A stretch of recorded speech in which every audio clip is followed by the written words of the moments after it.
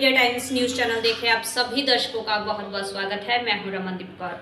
इस वक्त की बड़ी खबर आ रही है प्रयागराज से। क्या है पूरा मामला, देखने के लिए बने रहिए हमारे। अपने गोल्डन टेम्पल अमृतसर के बारे में भले ही सुना होगा, मगर तीर्थ नगरी प्रयागराज में भी अब गोल्डन टेम्पल बनकर तैयार हो रहा है। जी हां, ये गोल्डन टेम्पल महर्षि महेश योगी का निधन 5 फरवरी 2008 हुआ, जिसके बाद स्मारक के रूप में तैयार किया गया है, जिसमें पूरे सुनहरे पत्थर राजस्थान के लगाए गए हैं और अंदर मकराना के मार्बल से नक्काशीदार डिजाइन बनी हुई है। इस मंदिर के ऊपर जो कलश बना है उसमें सोने का पानी चढ़ा है, जो हो बहु सोने जैसा दिखता है। बात दे महर्षि महेश योगी जन्म 12 जनवरी 1918 को राजिम के पास पांडुका गांव में हुआ। शंकराचार्य ब्रह्मानंद सरस्वती के प्रवचन सुनने के बाद जीवन की दिशा ही बदल गई और लौटकर कभी घर नहीं गए। बाद में महर्षि 1955 में ध्यान तकनीक सिखाने के लिए उत्तरकाशी चले गए, जिसे उन्होंने ट्रांसेंडेंटल डीप मेडिटेशन नाम दिया गया। महर्षि जी के अनुयायी हर साल 12 जनवरी को महर्षि योगी जयंती मनाते हैं। जैसा कि आप देख रहे हैं, यहाँ पर हमारे पूज्य महर्षि महेश योगी जी की स्मृति में इस भव्य स्मारक का निर्माण किया गया है। हमारे पूज्य महर्षि जी का जन्म 5 फरवरी 2018 में पांडुका में हुआ था, जो आपको छत्तीसगढ़ में है, और इनका निधन सब जो है काम करने के बाद ये नीदरलैंड गए। वहाँ पर उनका निधन 8 था। उनका पार्थिव शरीर यहाँ लाया गया और सामने जो आप जैसे देख रहे हैं, यहीं पर ही उनका अग्नि संस्कार किया गया था। पूज्य महर्षि जी ने मुख्य रूप से विदेशों में भावातीत ध्यान पर बहुत जोर दिया। भावातीत ध्यान एक ऐसी ध्यान की पद्धति है जिसको 20 मिनट सुबह करेंगे, 20 मिनट शाम को करेंगे, तो आपको पूरा 8 घंटे की नींद में जो सुकून आराम मिलता है उतना ये मिलता है। और इन्होंने वेद की संस्कृत के लिए, वेदों के प्रचार प्रसार के लिए बहुत काम किया। अभी हमारे यहाँ प्रयागराज में एक आश्रम संचालित कर रहे हैं। यहाँ करीबन 800 पंडित जी लोग रहते हैं, जो प्रतिदिन रुद्राभिषेक पूजा पाठ करते हैं महर्षि जी की याद में, और साथ ही साथ भावातीत ध्यान एवं सिद्धि का अभ्यास भी करते हैं। ये मंदिर कैसे बनाया गया, क्या खास है इसमें? यह मंदिर मूल रूप से मकराना का पत्थर बाहर लगाया गया है, अंदर पूरा संगमरमर लगा हुआ है, और छत के ऊपर पूरा 1008 गोल्डन प्लेटेड लगी हुई है, जो दूर से देखने पर सुनहरी चमकती है। लोकल लोग यहाँ तक तो इसको गोल्डन टेम्पल के नाम से भी जानने लगे हैं और इसी नाम से पूछते भी हैं। और हम लोगों का मुख्य उद्देश्य क्या है, महर्षि जी का जो भी उन्होंने निश्चित किया था भावातीत ध्यान, और दूसरे उद्देश्य हमारी संस्था, हम लोग इसी के प्रचार प्रसार में लगे हुए हैं और सब चाहते हैं कि इसका उत्तरोत्तर विकास होता रहे। लोगों के लिए प्रयागराज पर्यटन को कितना बढ़ावा दे रही है? लोगों को पर्यटन के हिसाब से भी अब बहुत अच्छी जगह है, क्योंकि प्रयागराज में जो कुछ धार्मिक स्थल है उसके साथ साथ ये अपना यहाँ भी लोगों का आकर्षण बढ़ गया है। तो बहुत लोग यहाँ भी दर्शन करने के लिए आते हैं, सुबह शाम आते हैं, दोपहर में आते हैं। जैसे गर्मी ठंड के समय में सुबह शाम ज़्यादा भीड़ रहती है, तो यहाँ का दर्शन करते हैं और बहुत प्रभावित होते हैं। इसके बारे में जानने की कोशिश भी करते हैं, और जिन्हें ध्यान सीखना होता तो हमारे उन लोगों को ध्यान वगैरह भी सिखाने के लिए हम लोग क्या गुरु जी हैं। उसका ध्यान यहाँ पे किस तरह से सिखाया जाता है?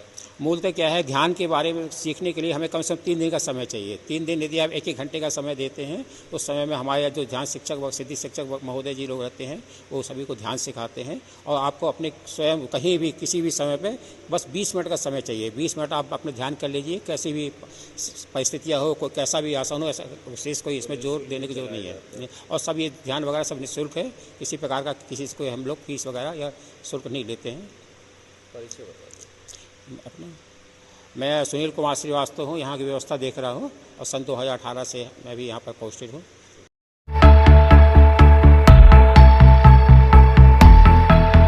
सीएम योगी आदित्यनाथ इस सरकारी कुर्सी से मंत्री को कर दिया बेदखल। एक आईएएस अफसर के चलते सरकार का चला चाबू, विभाग के साथ ही छिन गया बांदा के प्रभारी मंत्री का पद। उत्तर प्रदेश की राजनीति में कैबिनेट मंत्री नंदगोपाल नंदी एक बड़ा नाम है। प्रयागराज की सियासत में उनका कई दशकों से दबदबा कायम है। यही वजह रही कि नंदकुमार नंदी को योगी सरकार की बीती 9 सालों से मंत्री है। ऐसे में लखनऊ के 24 विक्रमादित्य मार्ग से एक खबर निकलकर सामने आती है। ये खबर मंत्री नंदकुमार नंदी को लेकर है, जो उनके लिए एक बड़ा झटका साबित हुई। योगी सरकार ने एक बड़ा फैसला लेते हुए उनसे उत्तर प्रदेश एक्सप्रेसवे औद्योगिक विकास प्राधिकरण यूपीडा की जिम्मेदारी वापस ले ली है। अब एक्सप्रेसवे के निर्माण और विकास से जुड़ी सभी जिम्मेदारी सीधे सीएम योगी आदित्यनाथ संभालेंगे। इसके लिए यूपीडा को औद्योगिक विकास विभाग से हटाकर बुनियादी ढांचा और औद्योगिक विकास विभाग से जोड़ दिया गया है। अभी तक यूपीडा से जुड़ी परियोजनाओं बजट और मंजूरी से संबंधित फाइलें औद्योगिक विकास मंत्री नंदगोपाल नंदी के जरिए आगे बढ़ती थी। नई व्यवस्था लागू होने के बाद ये फाइलें सीधे मुख्यमंत्री ऑफिस से क्लियर की जाएंगी। उत्तर प्रदेश में फरवरी मार्च में चुनाव की रणधीरी बच जाएगी। ऐसे में राजनीतिक दल के नेता जमीन पर हैं। समाजवादी पार्टी के प्रमुख अखिलेश यादव हुंकार भर रहे हैं, तो वहीं सीएम योगी आदित्यनाथ भी गरज रहे हैं। दोनों नेता जीत हार को लेकर रणनीति बना रहे हैं। सीएम योगी आदित्यनाथ चुनाव के साथ सरकार के कामकाज को उन्होंने तेज कर दिया है। विकास की योजनाओं को लेकर वो अधिकारियों के साथ ही बीजेपी के सांसद, मंत्री और विधायकों के साथ बैठकें कर रहे हैं, तो वही चुनावी जनसभाओं को भी संबोधित कर रहे हैं। ऐसे में सीएम आवास में एक बड़ी खबर निकलकर सामने आई। ये खबर यूपी सरकार के कैबिनेट मंत्री नंदगोपाल नंदी से जुड़ी हुई थी। सरकार ने नंदगोपाल गुप्ता नंदी से उत्तर प्रदेश एक्सप्रेसवे औद्योगिक विकास प्राधिकरण की जिम्मेदारी वापस ले ली है। सरकार का कहना है कि इससे बुनियादी ढांचा विकास और औद्योगिक विकास से जुड़े विभागों के बीच बेहतर तालमेल बनेगा। साथ ही फैसले लेने की प्रक्रिया भी तेज होगी। परियोजनाओं में अनावश्यक देरी कम होगी। हालांकि कहा जा रहा है कि सीएम योगी ने तबादला सत्र में उठे विवाद के बाद मंत्री नंदगोपाल गुप्ता नंदी के पर कतरे। सत्ता के गलियारों में इसे नंदी और विभाग के अपर मुख्य सचिव आलोक कुमार के बीच चल रही खींचतान से जोड़कर देखा जा रहा है। सूत्रों के मुताबिक नंदी की ओर से यूपीडा में अधिकारियों की नियुक्ति और प्रतिनियुक्ति पर सवाल खड़े किए जाते रहे हैं। यूपीडा के कामकाज को लेकर भी नंदी का दखल था। नंदी ने पिछले दिनों विभाग के अपर मुख्य सचिव आलोक कुमार को सीएम योगी से शिकायत की थी। यूपीडा के कामकाज को नंदी के दखल से दूर करने के लिए ही अवस्थापना विभाग का अधीन किया है। अवस्थापना विभाग मुख्यमंत्री योगी के पास ही है। नंदगोपाल गुप्ता नंदी ने पिछले साल तत्कालीन मुख्य सचिव मनोज कुमार सिंह के खिलाफ भी मोर्चा खोल दिया था। उन्होंने दिल्ली तक शिकायत कर उन्हें सेवा विस्तार नहीं देने की पैरवी की थी। भारत सरकार ने मनोज कुमार सिंह को सेवा विस्तार नहीं दिया था, लेकिन सीएम योगी ने उन्हें ट्रांसफॉर्मेशन कमीशन का उपाध्यक्ष नियुक्त किया था। यूपीडा का गठन 27 दिसंबर 2007 को राज्य में एक्सप्रेसवे बनाने और औद्योगिक गलियारों के विकास के लिए किया गया था। बाद के सालों में इसकी भूमिका मुख्य रूप से एक्सप्रेसवे और बड़े इंफ्रास्ट्रक्चर प्रोजेक्ट के निर्माण तक केंद्रित हो गई। सरकारी अधिकारियों का कहना कि यूपीडा का मूल काम आधारभूत ढांचे का विकास करना है। एक्सप्रेसवे, सड़क और अन्य बड़ी परियोजनाएं तैयार होने के बाद ही उद्योगों को बढ़ावा मिलता है। इसी वजह से इसे बुनियादी ढांचा विकास विभाग के अधीन लाने का फैसला किया गया। सचिवालय प्रशासन विभाग के आदेश में कहा गया कि नई व्यवस्था से परियोजनाओं की निगरानी, क्रियान्वयन और विभागों के बीच समन्वय बेहतर होगा। साथ ही एक्सप्रेसवे और अन्य बड़ी परियोजनाओं से जुड़े फैसले पहले के मुकाबले ज्यादा तेजी से लिए जा सकेंगे। इन सब के बीच योगी सरकार ने करीब 5 दिन पहले प्रभारी मंत्रियों की जिलों में बड़ा फेरबदल किया था। इस दौरान बांदा जिले के प्रभारी मंत्री भी बदल गए। दिनेश प्रताप सिंह को बांदा जिले का प्रभारी मंत्री बनाया गया था। इसके पहले तक बांदा जिले के प्रभारी मंत्री नंदगोपाल गुप्ता नंदी थे, जिनको हटा दिया गया। यूपी सरकार के कैबिनेट मंत्री नंदगोपाल गुप्ता नंदी प्रयागराज की शायद दक्षिणी सीट से भाजपा विधायक है। 23 अप्रैल 1974 को प्रयागराज के मध्यम वर्गीय परिवार में जन्मे नंदी जमीन से जुड़े सफल कारोबारी भी रहे हैं। उन्होंने 2007 में बसपा के टिकट पर पहला चुनाव इलाहाबाद दक्षिण से जीता, फिर मायावती सरकार में मंत्री बने थे। 2014 में नंदी कांग्रेस के टिकट के चुनाव लड़े लेकिन हार गए। 2017 में नंदी भारतीय जनता पार्टी में शामिल हो गए और विधायक चुने गए। 2022 के विधानसभा चुनाव में उन्होंने फिर से इसी सीट से जीत दर्ज की और योगी आदित्यनाथ मंत्रिमंडल में शामिल हुए। नंदी की पत्नी अभिलाषा गुप्ता प्रयागराज की मेयर रह चुकी है। 12 जुलाई 2010 को प्रयागराज में नंदी पर एक रिमोट बम से जानलेवा हमला हुआ था। उस हमले में वो गंभीर रूप से घायल हो गए। इस घटना के बाद वो हर साल 12 जुलाई को अपना पुनर्प्राप्त जन्म दिवस मनाते हैं।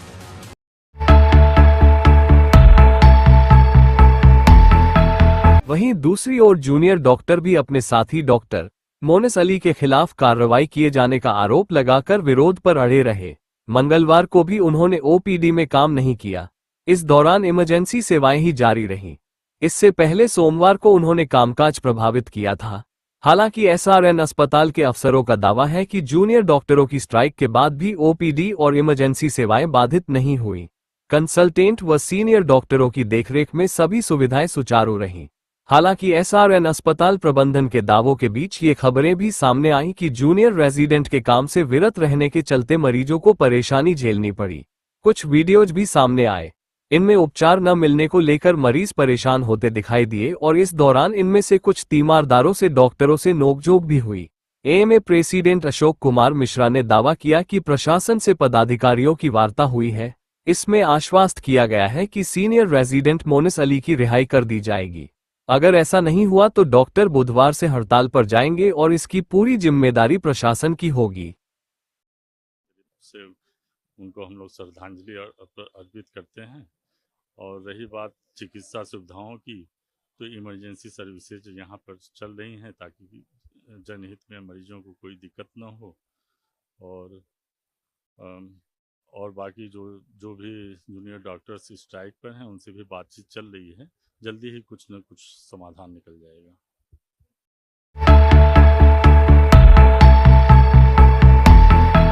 इलाहाबाद हाई कोर्ट ने मंगलवार को पूर्व सांसद एवं उत्तर प्रदेश सरकार के पूर्व कैबिनेट मंत्री मोहम्मद आजम खान द्वारा दायर आपराधिक पुनरीक्षण याचिका क्रिमिनल रिवीजन पर सुनवाई की।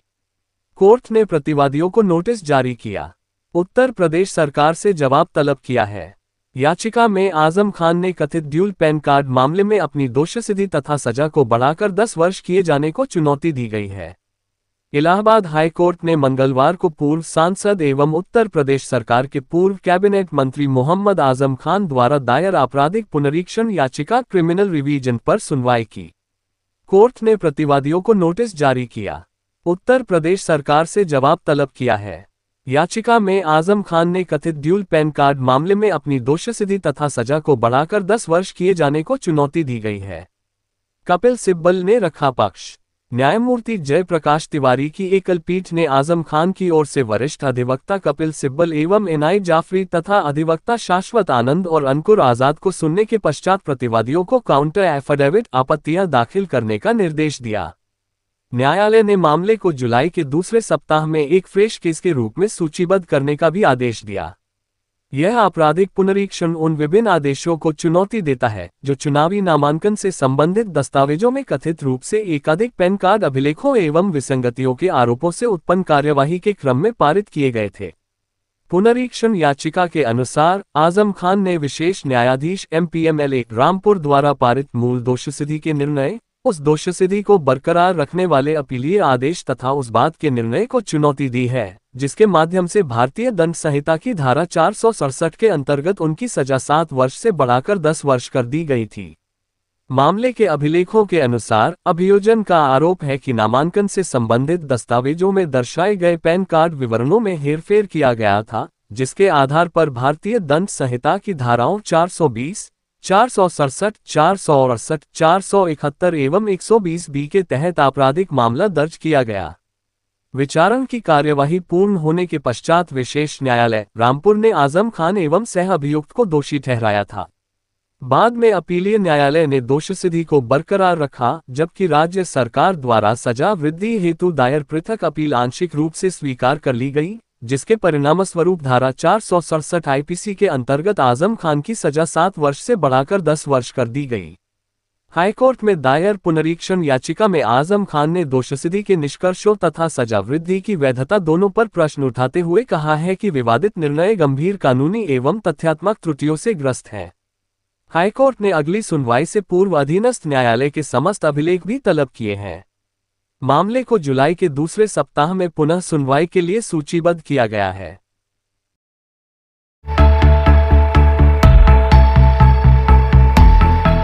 संगम नगरी प्रयागराज में बीते दिनों सड़क दुर्घटना में घायल अधिवक्ता जागृति शुक्ला का निधन हो गया, जिसके बाद अधिवक्ताओं में आक्रोश है। तो अलग अलग तरीके से अधिवक्ता अपना आक्रोश व्यक्त करते दिखाई दिए, तो कुछ अधिवक्ता श्रद्धांजलि देते नजर आए। अधिवक्ताओं ने कैंडल मार्च निकालकर सुभाष चौराहे पर जागृति शुक्ला को श्रद्धांजलि दी और अपनी बातों को रखा। वहीं दूसरी क्या मांगे हैं आपकी? मेरी ये मांग है, जितने भी जूनियर डॉक्टर हम लेडीज अधिवक्ताओं के साथ बदतमीजी किए हैं और हमारी फ्रेंड के साथ इतना जघन्य अपराध किया है, उन लोगों की जब तक अरेस्टिंग नहीं होती है, उनके नाम उजागर नहीं होते, तब तक हमारी हड़ताल जारी रहेगी। हमारी ये मांग है कि वहाँ पर जाए, प्रशासन से मांग है, सबसे मांग है कि वहाँ पर जा करके उनका नाम उजागर किया जाए, उनकी अरेस्टिंग हो और हमारी फ्रेंड को न्याय मिले। परिचय? मेरी फ्रेंड जागृति शुक्ला। परिचय? मेरा नाम ललिता मिश्रा, एडवोकेट हाई। लोगों ने कैंडल मार्च निकाला है, क्या है, किस लिए कैंडल मार्च निकाला? जिस प्रकार से कुछ ऐसे तथाकथित डॉक्टर हैं जो डॉक्टर के पेशे के विपरीत जाकर नरपिचाशी विचार रखते हुए लोगों की जिंदगियों के साथ खेलने का कार्य कर रहे हैं। जैसे एसआरएन के कुछ डॉक्टर लगातार आपराधिक गतिविधियों में संलिप्त हैं और अपने अपराध के साक्ष्य लगातार समाज में फैलाने का कार्य कर रहे हैं। उसी परिप्रेक्ष्य में अभी हमारी एक बहन जिसके साथ इन्होंने कुकृत्य किया, निर्ममता किया, जागृति शुक्ला, आज उसकी जान चली गई है। हम लोग जितने अधिवक्तागण यहाँ हैं एक सांकेतिक प्रदर्शन के रूप में चेतावनी देने का कार्य कर रहे हैं कि अगर ऐसे जो मेडिकल माफिया इन पे कार्रवाई सुनिश्चित नहीं हुई और जो एसआरएन के तथाकथित गुंडे प्रवृत्ति के डॉक्टर उन पे कार्रवाई सुनिश्चित नहीं हुई तो ये आंदोलन और आक्रोशित होगा और बड़ा होगा। अब हम कलम से नहीं, अगर हमारी सुरक्षा करने पे सरकार विफल है, प्रशासन विफल है और उनको संरक्षण देने का कार्य कर रही है तो हम हथियार उठाने में जरा सा भी संकोच नहीं करेंगे। क्या मांगे हैं आप? हमारी मांगे ये हैं कि इन पे जो डॉक्टर हैं जिनका नाम उजागर हुआ है उनकी सबकी गिरफ्तारी सुनिश्चित हो और ये जो अवैध रूप से हड़ताल पे जाके जो वहाँ ईमानदारों को नुकसान पहुँचाने का कार्य कर रहे हैं, ये सरकार से सैलरी ले रहे हैं, हमारे टैक्स पे इनको हड़ताल करने का कैसे अधिकार मिल गया? जो भी हड़ताल कर रहे हैं उनको सुनियोजित तरीके से हड़ताल कर रहे हैं, उन पर कार्रवाई सुनिश्चित हो और सरकार 50 लाख का मुआवजा उस पीड़िता के परिवार को मुहैया कराए। परिचय एडवोकेट आयुष मिश्रा, अधिवक्ता उच्च न्यायालय। दूसरी तरफ जागृति शुक्ला के इलाज में लापरवाही का आरोप लगा था, जिसको लेकर पुलिस ने एक रेजिडेंट डॉक्टर को हिरासत में लिया था, जिसके विरोध में एसआरएन अस्पताल में डॉक्टर ने स्ट्राइक करके ओपीडी को ठप कर दिया, जिसके कारण इलाज के लिए आए मरीजों को परेशानी का सामना करना पड़ा।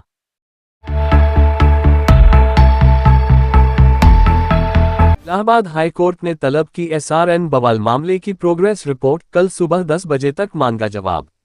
प्रयागराज, स्वरूप रानी नेहरू एसआरएन अस्पताल में अधिवक्ताओं और जूनियर डॉक्टरों के बीच हुए विवाद तथा अधिवक्ता जागृति शुक्ला की मौत से जुड़े मामले में इलाहाबाद हाईकोर्ट ने सख्त रुख अपनाया है। मामले का संज्ञान लेते हुए हाईकोर्ट ने जांच की प्रोग्रेस रिपोर्ट तलब कर ली है। कोर्ट ने पुलिस को निर्देश दिया है कि बुधवार सुबह 10 बजे तक जांच की विस्तृत प्रोग्रेस रिपोर्ट प्रस्तुत की जाए। इसके साथ ही केस डायरी और अब तक की गई पुलिस कार्रवाई का पूरा ब्यौरा भी कोर्ट में पेश करने को कहा गया है। सुनवाई के दौरान हाईकोर्ट में यह मुद्दा उठाया गया कि अधिवक्ता जागृति शुक्ला का घायलावस्था में बयान दर्ज नहीं किया गया। इसके अलावा मुकदमे के वादी समेत अन्य घायल अधिवक्ताओं के बयान भी अब तक दर्ज न किए जाने पर सवाल खड़े किए गए। याचिकाकर्ताओं की ओर से मामले की निष्पक्ष जांच सुनिश्चित करने के लिए न्यायिक जांच ज्युडिशियल इंक्वायरी की मांग भी हाईकोर्ट के समक्ष रखी गई है। इस पूरे घटनाक्रम पर अब सभी की निगाहें हाईकोर्ट में पेश होने वाली जांच रिपोर्ट और आगे की सुनवाई पर टिकी हैं। देश दुनिया की खबरों के लिए world media times news channel को सब्सक्राइब करें।